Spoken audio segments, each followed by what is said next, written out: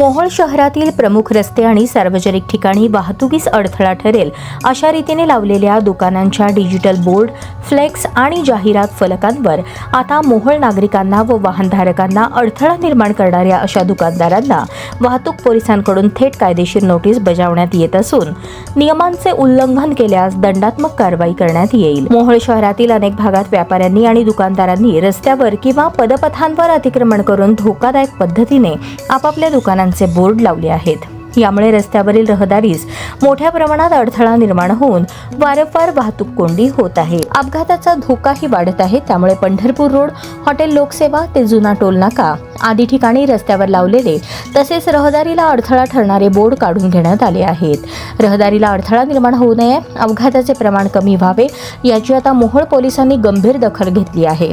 एवढेच नव्हे तर यापुढे रहदारीस अडथळा होईल अशा परिस्थितीत रस्त्यावर कोणी बोर्ड लावले अथवा रहदारीस अडथळा निर्माण होईल असे दिसून आले तर त्यांच्यावर कायदेशीर कारवाई करण्यात येईल।